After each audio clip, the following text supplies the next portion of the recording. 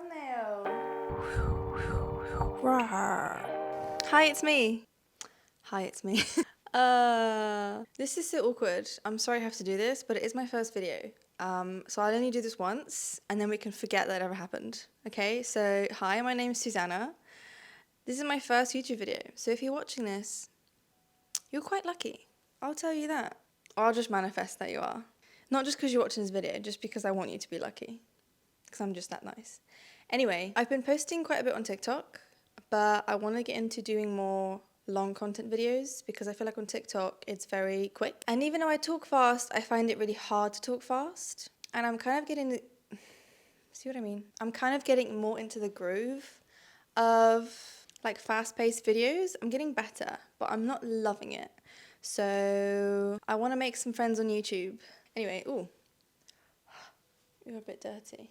Anyway, I'm at the minute doing a vlog, but I thought it'd be nice to do like a little introductory video, and what better way to do it than start talking about Ali Hazelwood. I'm going to take my slippers off because my feet are boiling.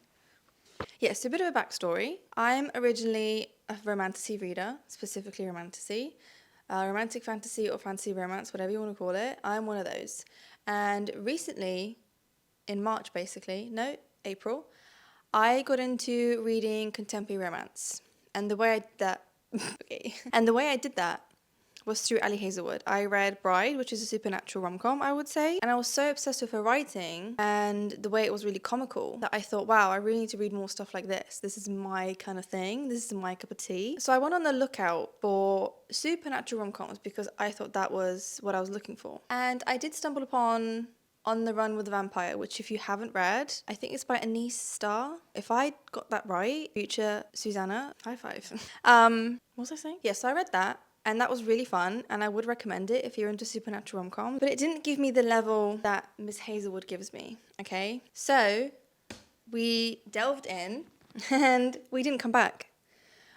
We dipped our toe, and then we dive-bombed right in. I haven't recovered, and we're still here. We're still at the restaurant. We're still here. So I thought it'd be fun to just do like an Ali Hazelwood ranking of my least favorite to my most favorite. Now I will preface this video by saying that all of her works to me are, I would like to say 4 to 5 stars. They're mostly 5 stars, but there are a few, specifically one that's 3.5, 3.75 I want to say. But there wasn't a book of hers that I didn't enjoy.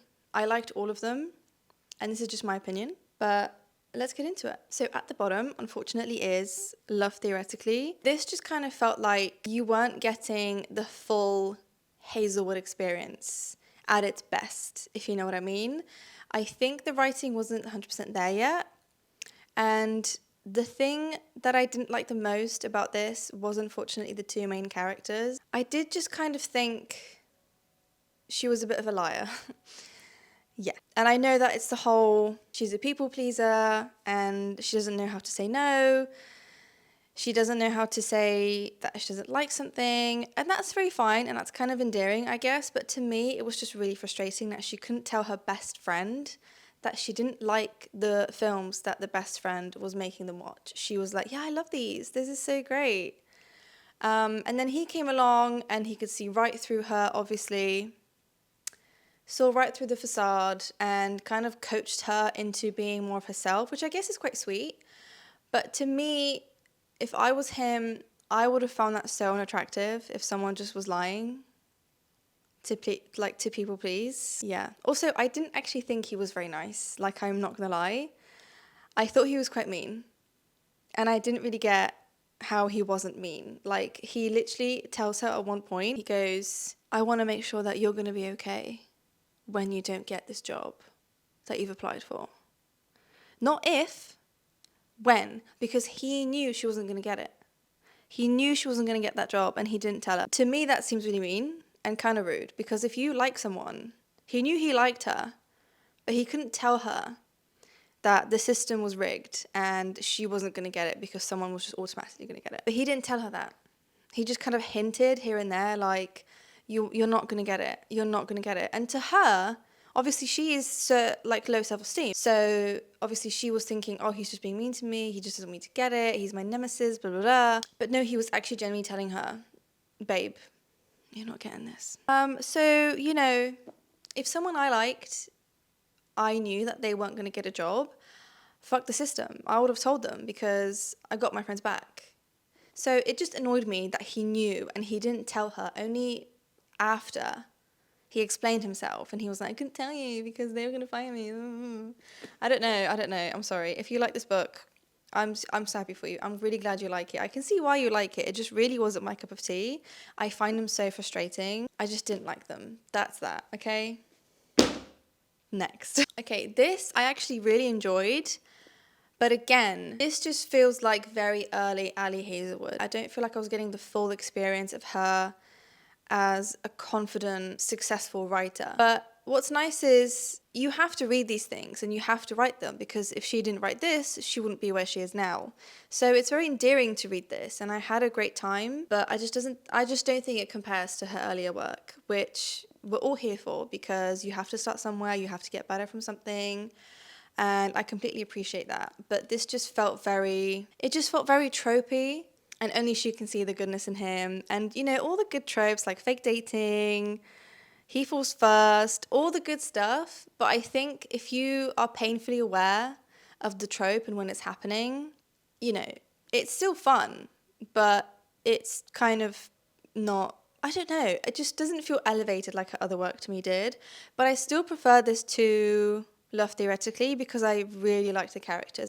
I was really upset because I read all of her work back to front, and I remember reading Deep End, and the whole, like, obviously their little cameo in Deep End just completely went over my head, and I was not getting what Ali was putting down, unfortunately. And also, they make a huge cameo, like a full-on cameo in Love Theoretically, and I just had to skip it. I don't know why I do this to myself. It's just... And every other series I've read, apart from, like, ACOTAR, and basically all the interconnected books, I have read the wrong way around. So there's that. Next up is Check and Mate. I really, really liked it. I was really enjoying it. The only problem I had is that I really got into it and I really started to enjoy it when it ended. It basically fully swam into the plot and it just ended. And the epilogue to me was really frustrating because it was written from like an article point of view. So the epilogue is written about the characters as if an interview is talking about them. So you're not really getting the first hand. I don't really like epilogues anyway. I'm not an epilogue fan. You'll find that out about me. I really love the main character. I really loved the chess aspect. I really found that interesting. I loved Queen's Gambit, so that was right up my street. And I really loved how Ali made it YA, but also made it quite adult in the sense that the characters had very adult things that they had to worry about, even though they were young, which is kind of harder, I guess. But I really loved her family. I really loved how much she loved her family. I really loved how they had a great dynamic together and like the little subplot that they added to the book. I wasn't really that much of a fan of him, to be honest, Sawyer. I really felt like he was like the original prototype for like Lucas Blomkvist. If you read Deep End, Lucas Blomkvist is the main character in that, main male character. And I really was getting that vibe, but just younger and American and not as fully fleshed as Lucas. But I would actually reread that, so yeah. Next up, we have Not in Love. Wait, where's my other one? Wait, where's Love on the Brain? I missed one. Hold on, don't go.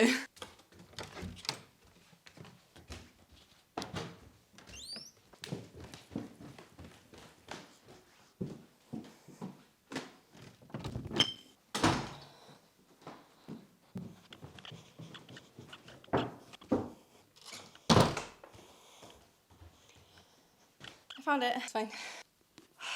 Okay. I found it anyway.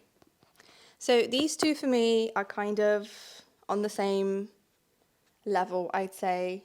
I love them kind of equally. I think the yearning in these two books is very, very similar. This one is definitely more adult, which I really liked. And I like the double point of view, but hold on. I'm so unfair.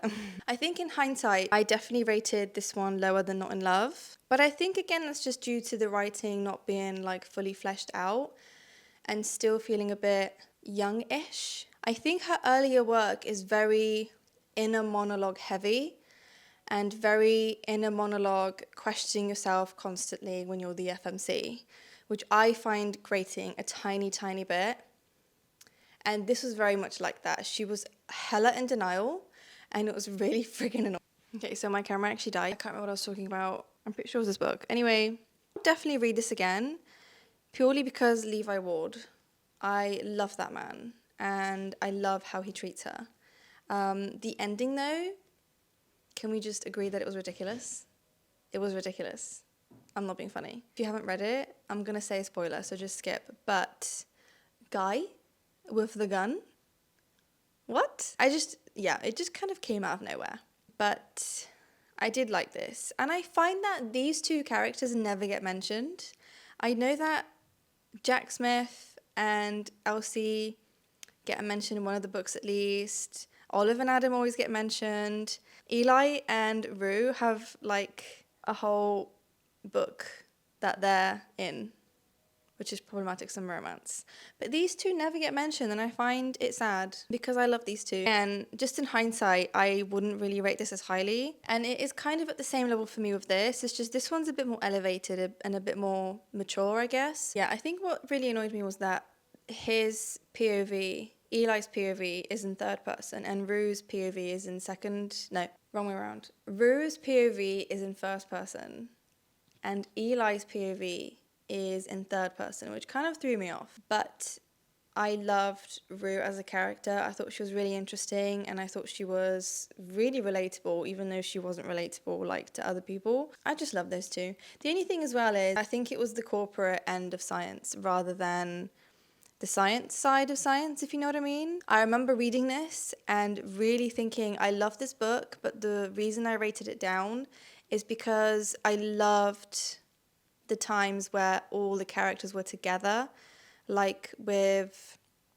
Minami and Sol and Connor, and I wanted more of that. So it's funny that Ali wrote problematic. I can never say that.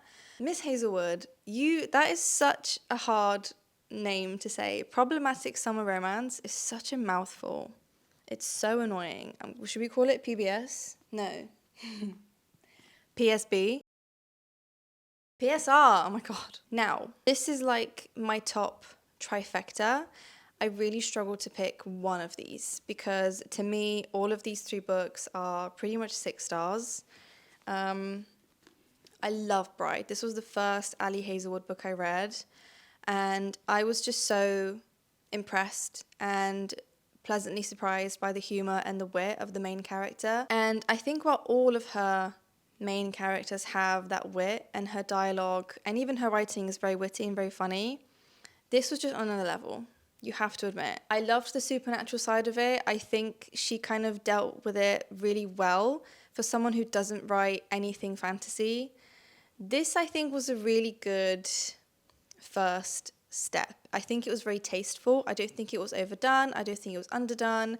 I think it was just the perfect amount of silly that you can forgive a lot. It was so much satire that you kind of forgive the ridiculousness of like purple eyes and pointed ears and sharp teeth and the knotting. I just love them together. I think Lo is such an underrated book boyfriend. Like all of these are great, but I just love a quiet man who really likes a funny woman and isn't funny himself.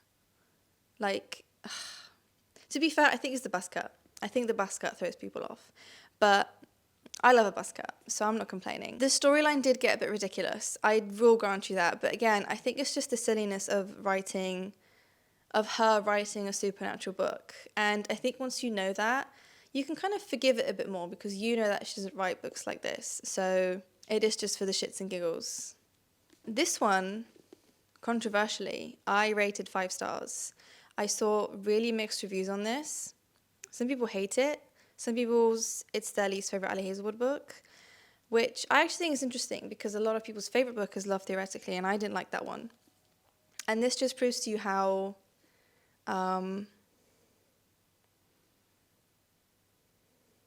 Oh my God, what's the word? Literally said it earlier. Subjective. Subjective. Reading is subjective. I did just have to Google that. Mind your business. I'm not going to lie to you. I do kind of enjoy it when people don't like a book that I'm reading. I won't lie. I love the beef. I love the drama. And I just like to go against the grind and not be a part of the flock, even though I am very much a sheep. And if there is a flock and if there is a shepherd, I will follow. But I also like to not and sometimes go. Do you know what I'm saying? Do you know what I mean? I loved this. I think genuinely this was like one of her best books that she's written. It just felt so elevated. It felt really rich in character, in emotion, in the writing. I love them. I love Scarlett. I thought she was a great FMC. I fucking love Lucas. And contrary to my not popular opinion, I loved the epilogue in this book. It actually got me. I don't cry at books, but this literally made me cry. I love the epilogue. It was beautiful. It was stunning. And the little cameo, love. I don't really know why people didn't like it. I haven't delved into that. I don't think I want to. But one of the things I did hear through the grapevine is that people didn't like it because of the whole Penelope side character storyline. I lived for it. I loved it. I loved hating her. And to be fair, I just love side characters. I love subplots. So to me, this was completely like perfect. No notes. No notes. What else do I say? I just loved it. And to be fair, not to go into too much of the details, but the plot is kind of that these two characters like to get kinky. And my alarm bells were like, ooh, okay, new territory, interesting. My mind is open. But to be fair, it doesn't really, not to like spoil anything, but if you are putting this book off because of that, I wouldn't, because it really doesn't go into anything like that. It's very, very sweet. It's very nice. And I think that's the problem people have as well with this book, is that they were either expecting the kinky stuff and they didn't get it, or they didn't want it and also kind of wanted it but didn't want it. I actually liked that. I liked that it didn't go in too deep on it. And that's another thing that I loved about this book, is that these are, apart from Check and Mate, which is obviously a YA, these are her youngest adults that she's written about. So to me, the fact that this was probably one of her most mature books, I would personally say, was really impressive, that these characters were so young, but the storyline and the writing and the emotional richness of the book was so adult and so mature and so well delved into. I loved it. It's definitely up there. Now, for the cherry on top, for just the apple of my eye, we are talking about problematic summer romance. I actually organised a family reunion in London to go and get this book, because the Waterstones here, I knew wouldn't have it. So I did go to London and buy it. And guys, if you haven't read this and you're thinking of reading Ali Hazelwood, please read it. It's an age gap romance. It follows two characters from Not in Love, but it's an age gap romance that's done so well. I absolutely love this. The FMC, Maya, is one of my favourite FMCs ever. Like, cool, collected, chill, funny, and Hark just... he's such a broken boy. He's such a broken man. I loved the role reversal in the sense that it was an age gap romance. He's older, she's younger, and he has a huge hang-up. Huge. He has a huge hang-up. I just got distracted. About her being younger than him, okay? And he says stuff like, I don't want to take control of your life. I don't want to take things away from you. I don't want to take your choice away. I just feel like I'd be doing you a disservice. And she, actually being kind of the more mature one, basically says to him, look, but you are taking my truth away because I love you. and I want to be with you, and you're not letting me, even though I know you want to be with me. Anyway, do you know what I mean? I cannot wait for Mate. And I also have to read Loaves to Love You, which is like 3 short stories. So yeah, those are basically my top 3. If I had to pick, I wouldn't. Because you can't make me. Actually, you know what? If I had to pick, no, I can't. No, I was just going to do it and then I just don't want to. So that's my ranking of Ali Hazelwood books. Yeah. I hope you enjoyed this video. Thank you for sticking around if you have. And just thank you for watching. If you would like to click on the stuff and like do the thing with the stuff underneath, whatever, you can. That would really be nice. You don't have to, but you know, you could. Okay. Have a great day. No, I'm not doing that. Okay.